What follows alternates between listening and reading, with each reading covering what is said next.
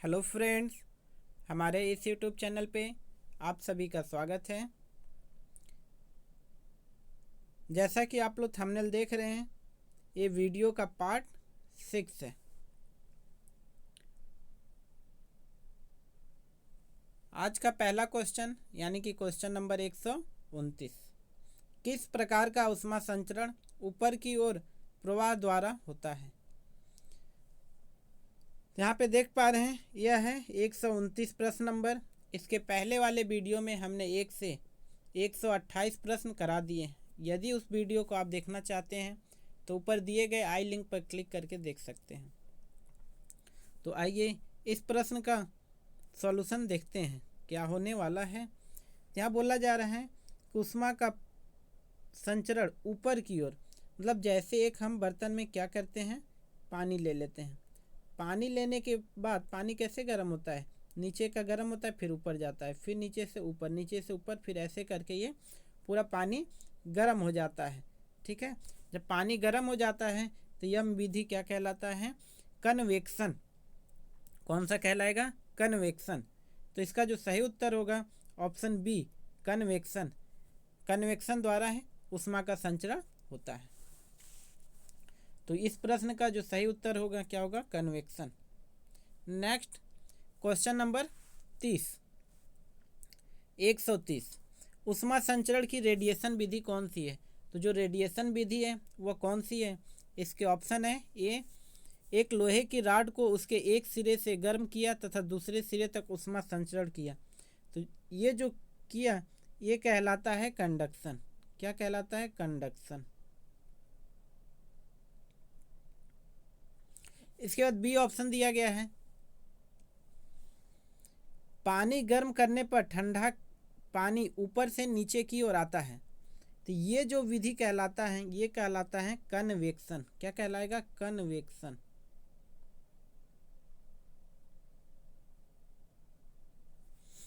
और सी, गैसों को गर्म करने पर ऊष्मा का संचरण वातावरण में होता है। और ऑप्शन डी, सूर्य से ऊष्मा अंतरिक्ष के माध्यम से यात्रा करती है। तो ये जो कहलाएगा ऑप्शन डी, ये है रेडिएशन। और हमसे प्रश्न में पूछा गया है कि रेडिएशन कौन सी विधि है, तो ये ऑप्शन डी, उस सूर्य से ऊष्मा अंतरिक्ष के माध्यम से यात्रा करती है। नेक्स्ट क्वेश्चन नंबर 131, यदि गर्म करने पर ठोस की लंबाई बढ़ती है तो क्या हो जाता है। तो क्या होगा, उसमें क्या होगा, जब लंबाई में वृद्धि होगी तो लीनियर एक्सपेंशन कहलाता है। इसका सही उत्तर होगा option A, linear expansion. Question number 132, तापमान में प्रति डिग्री मूल लंबाई में परिवर्तन को क्या कहा जाता है।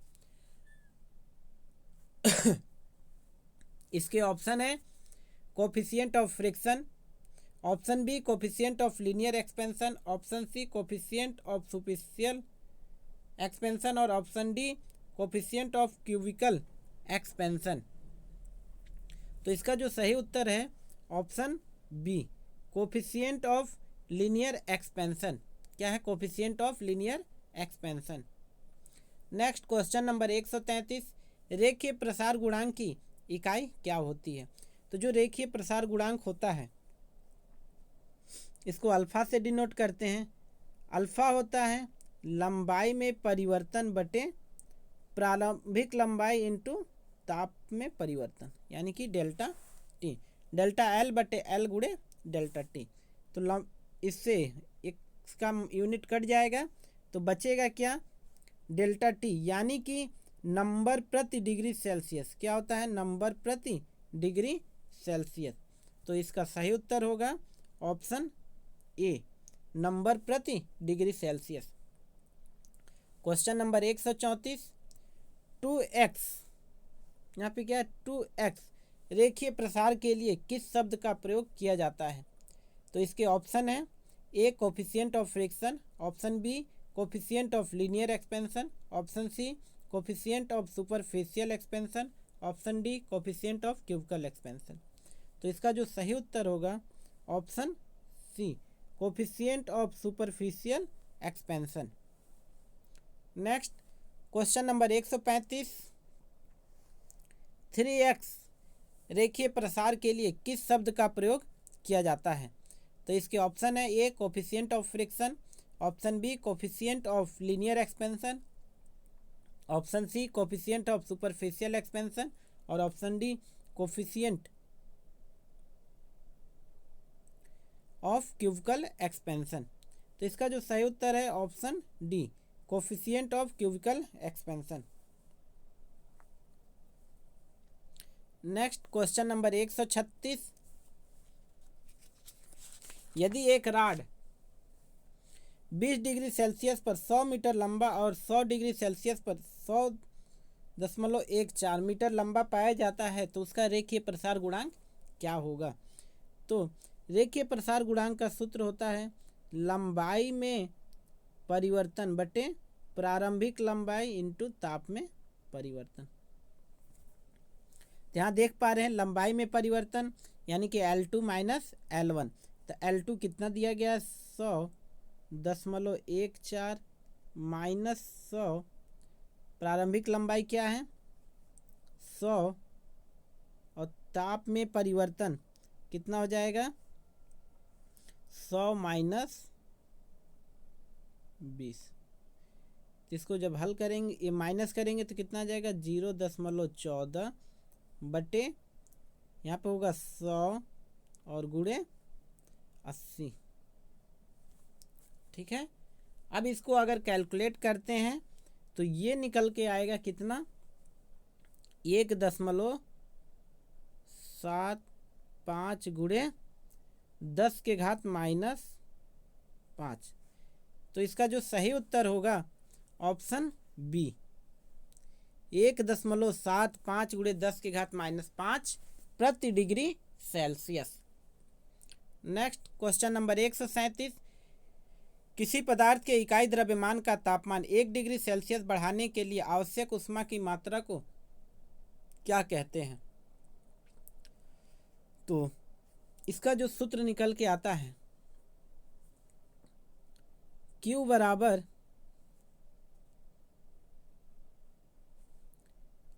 बराबर MS डेल्टा टी, यानी कि S बराबर करेंगे तो Q बटे M डेल्टा टी। यहाँ बोल रहा है इकाई द्रव्यमान और इकाई डिग्री सेल्सियस बढ़ाने के लिए आवश्यक ऊष्मा की मात्रा को स्पेसिफिक हीट कहते हैं। ये जो S दिया गया ये स्पेसिफिक हीट है, यानी कि इसका जो सही उत्तर है option C specific heat. Next question number 138। क्यों किलोजूल कितनी मात्रा में ऊष्मा की आवश्यकता होगी? देखिए इसमें यम दिया गया है कितना 120 लीटर, T1 का मान दिया गया 20 degree Celsius, T2 85 degree Celsius और यस क्या है स्पेसिफिक हीट 4.2। तो निकालना क्या है इसमें Q, सूत्र होता है Q बराबर MS डेल्टा टी। M का मान दिया गया है कितना 120 लीटर और S का मान दिया गया है 4.2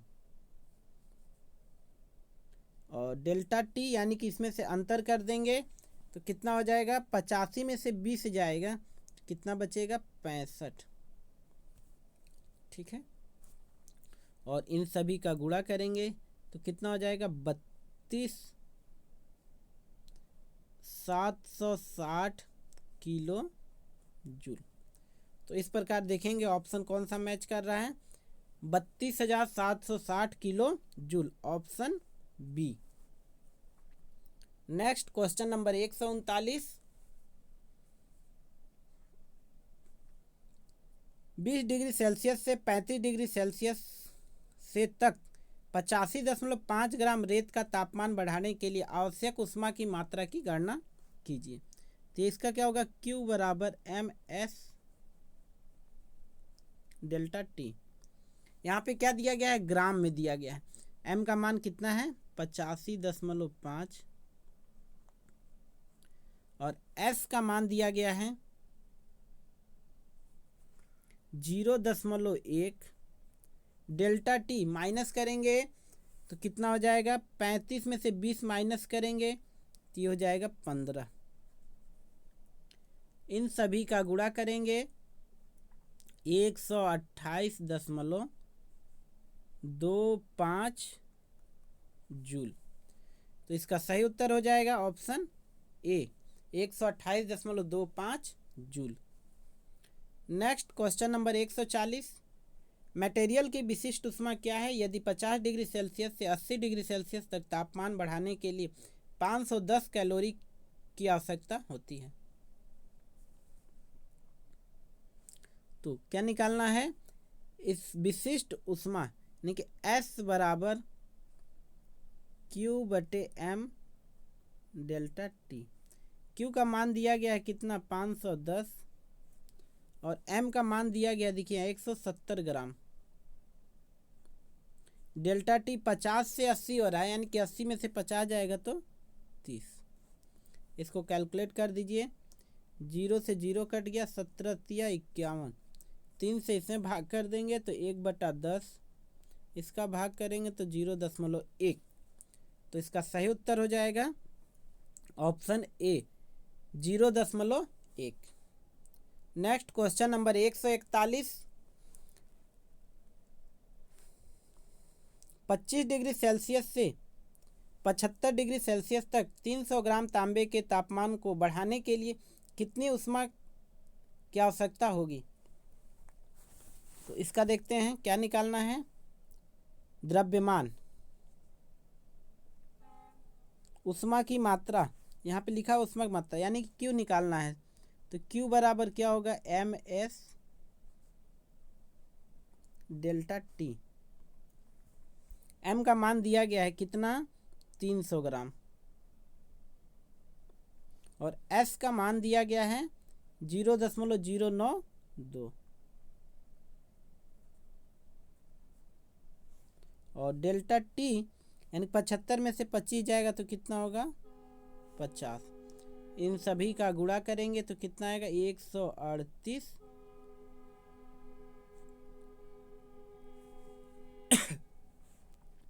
जीरो कैलोरी। अब चूंकि ऑप्शन किलो कैलोरी में दिया है तो यहाँ पे 1000 से भाग कर देंगे, 1.380 किलो कैलोरी। तो इस प्रकार देख पा रहे हैं यहाँ पे option B, 1.38 kilo calorie. Next question number 142, forging के उद्देश्य से 400 किलोग्राम वाले तांबे के पिंड द्वारा 40 डिग्री सेल्सियस से 72 डिग्री सेल्सियस तक गर्म करने पर कितनी ऊष्मा अवशोषित की जाती है। तांबे की विशिष्ट ऊष्मा दिया गया है। तो सूत्र क्या होता है, Q बराबर MS डेल्टा T। M का मान दिया गया है कितना, 400 ग्राम, 400 किलो दिया गया है तो 400,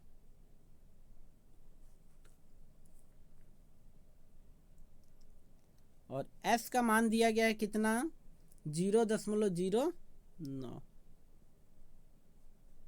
और डेल्टा T 72 में से 40 जाएगा तो कितना होगा, 32। इन सभी का गुणा करेंगे तो कितना आएगा, 1152 kilo calorie.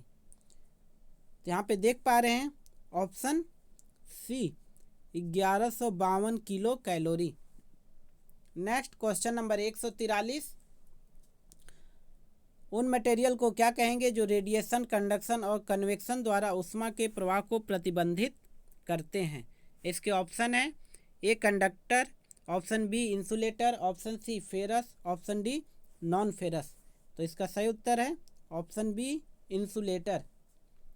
Next question number 144, इनमें से कौन सा ऊष्मा रोधक है।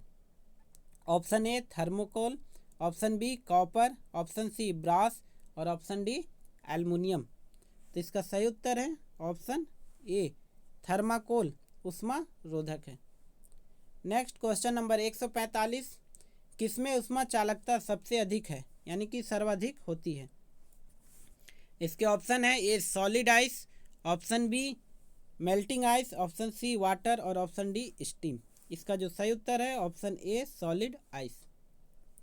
क्वेश्चन नंबर 146, उष्मारोधक मटेरियल का इनमें से कौन सा गुण नहीं है? ऑप्शन है A low conductivity, option B resistance to fire, option C less moisture absorption और ऑप्शन डी डक्टिलिटी। इसका सही उत्तर है option D ductility. Next question number 147, refrigerator में व्यापक रूप से उपयोग किए जाने वाले मटेरियल कौन सा है? इसके ऑप्शन है A thermocol, option B polyurethane, option C glass wool और option D cork sheet.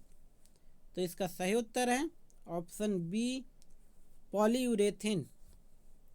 Next question number 148, इनमें से कौन सा एक खराब उष्मारोधक है?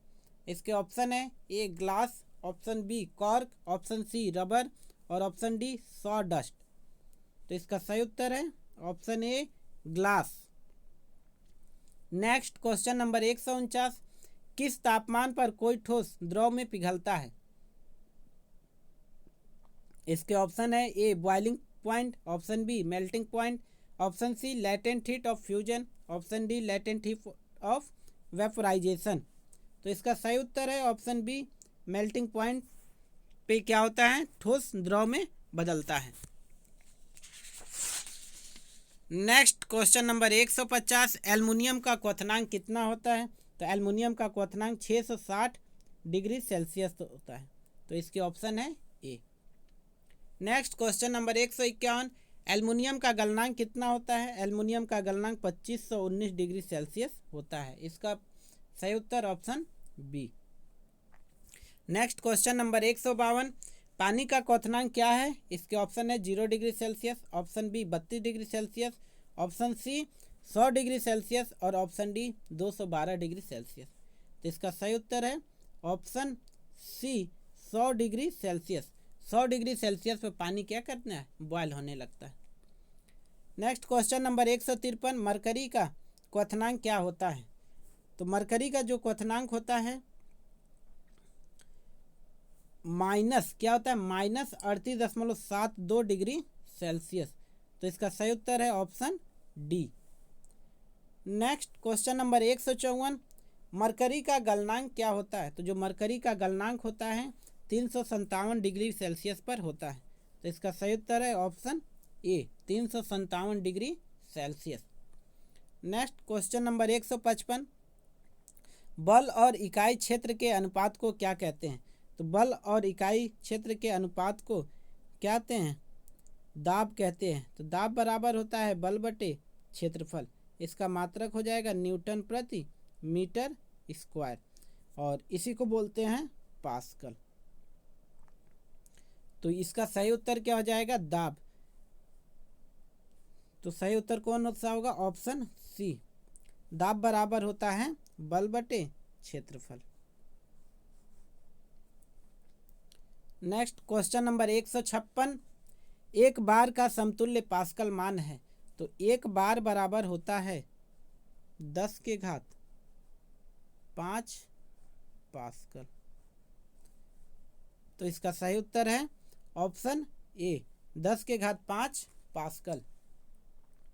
नेक्स्ट और इस वीडियो का लास्ट क्वेश्चन, दाब की एसआई मात्रक होती है। दाब का एसआई मात्रक पास्कल होता है। तो देखिए यहाँ पे ऑप्शन दिए गए हैं, joule, option B pascal, option C bar और ऑप्शन डी न्यूटन। तो इसका सही उत्तर है ऑप्शन बी पास्कल। जूल कार्य का होता है या कोई भी एनर्जी हो उसका मात्रक होता है, बार प्रेशर का होता है और न्यूटन फोर्स यानी कि बल का मात्रक होता है।